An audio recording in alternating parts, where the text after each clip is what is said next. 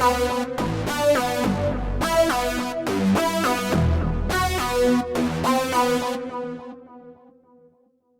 ladies and gents, I am Citizen Sleeve and welcome to Replayed Reviews, a little series I do where I take games from yesteryear and re-review them in a nice short format with a little bit of the game's intro footage. Now, if you've got any suggestions for games of yesteryear that you would like me to cover in the series, by all means, chug them in the comments.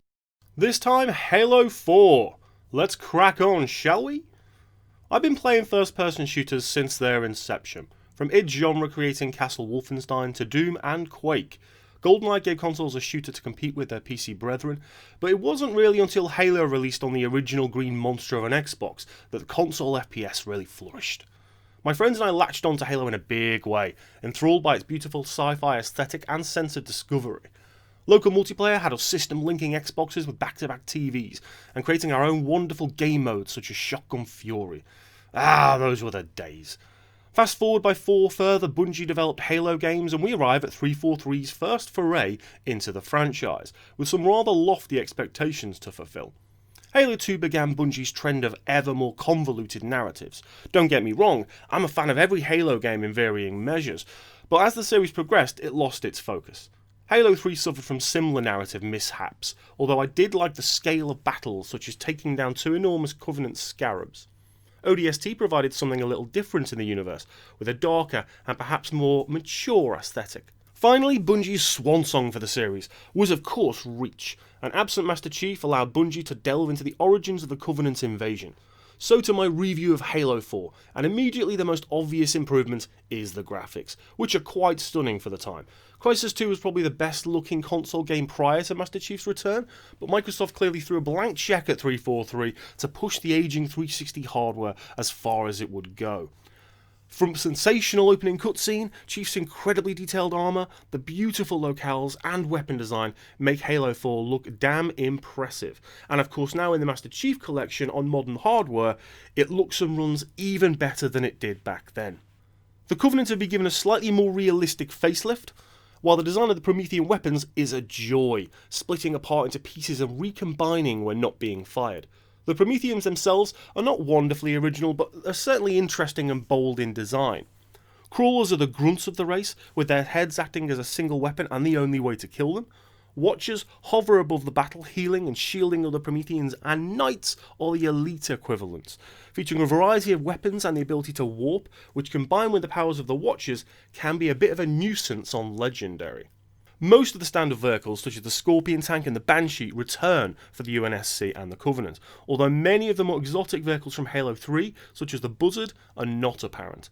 There is, however, one rather new fun piece of vehicular kit that appears for the first time in the series, and those are Mantis, giant mechs that fire Gatling guns and rockets. Level design certainly has similarities to the original Halo. You begin aboard the Forward Unto Dawn, awoken by Cortana, to discover a Covenant fleet in orbit over the Forerunner planet of Requiem. Priority number 1 is to get off the Dawn with Cortana, but a whole lot of Covenants stand in your way. I'll try to keep this spoiler free, so in narrative terms I'll simply mention rampancy, a form of AI dementia that occurs after 7 years, which Cortana is more than suffering from, and of course the series' first literal villain, the Didact. The elephant makes a return in the guise of the mammoth for one of the campaign levels, and the final level has a glorious Star Wars-esque moment. The narrative is clearer than previous Halos, but there is random, almost QTE-like moment near the end, which is unnecessary. And the ending itself, without giving too much away, is somewhat underwhelming, and for me the game lacks a touch of scale. Halo 3 and its predecessors offered some truly epic battles, which were also apparent to some extent in Reach, with the epitome being that dual scarab fight in Halo 3. Things don't quite feel that grand in Halo 4. Marty O'Donnell's music has always been an iconic element of any Halo game, so it was brave of 343 not to reiterate a great deal of his work, and instead trust composer Neil Davidge with a new audible direction. Gone are the infamous chants of the title screen, and the bombastic tracks of old are replaced by a sombre and darker musical style.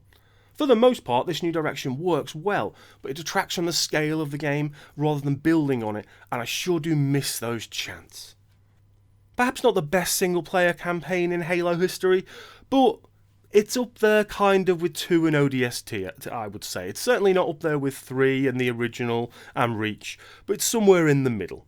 Oh, and you can actually run in this game without having it as a special power. Yep, that's right, hold down the left stick and Chief will run. It's about time, really. Armour abilities are a nice way to lead onto Halo 4's multiplayer, as they also appear in the campaign. Active camouflage, hologram and jetpack all make a return from Reach, with the new Promethean-based abilities Auto Sentry, Hard Light Shield, Promethean Vision, Regeneration Field and Thruster Pack mixing things up a little. The Auto Sentry is perhaps my favourite, as it's cool to have a floating turret hover above your shoulder, firing at enemies at will. Multiplayer returns with some fundamental differences to previous versions and takes place in the Infinity War's game room.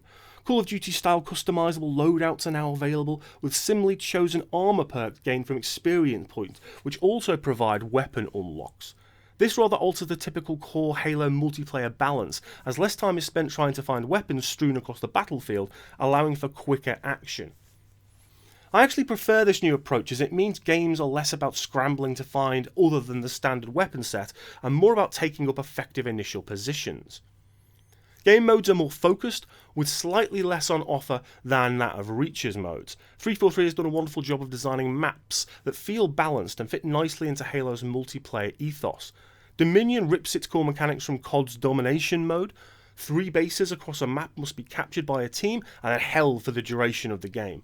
Upgradable bases provide another mechanic to freshen up Halo's gameplay and add further layer to the often chaotic nature of Halo's multiplayer.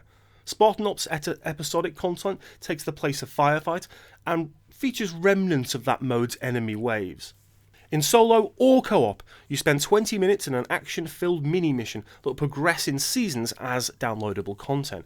The initial mission offered gives a glimpse of what can be expected, with cutscenes that introduce and complete the episode either side of the bullish upfront Firefight slaughterfest, at least apparent in its first outing.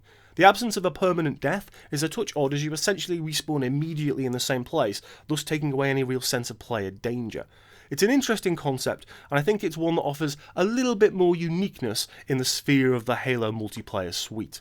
Forge and Theatre modes have been tweaked slightly for easier use and are just as robust as they had been in previous Halos, fleshing out the plethora of options in Halo 4's multiplayer. I'm impressed with 343's first entry in this iconic series.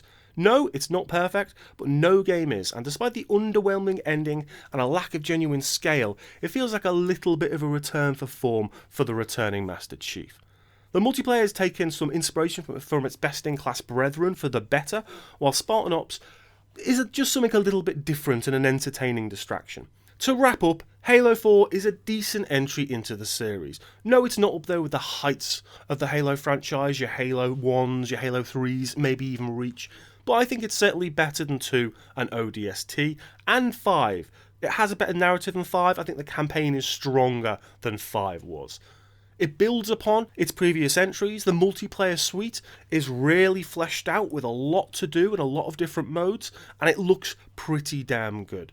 Thank you so much for watching and listening. It is an absolute privilege to be able to make videos for you all, and in 2021 I intend to go at it. No more messing about.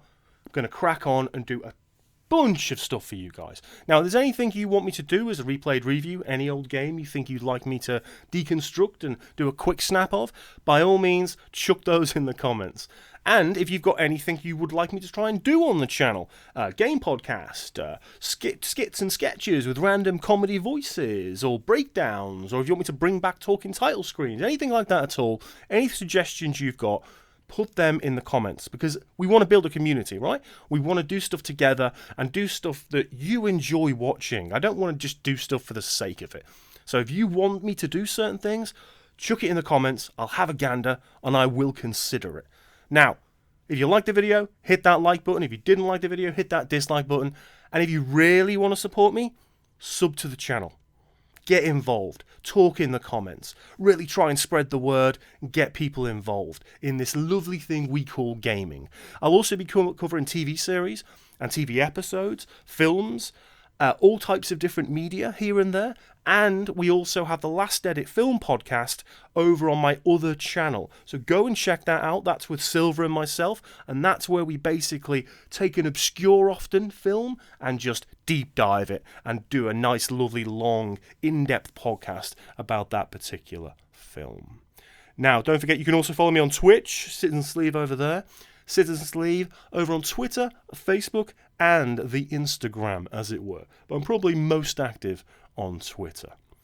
Thank you so much for watching again. It's all kinds of appreciated, especially in this brand new year where a lot of us are just beginning again. Take it easy. I will see you very soon.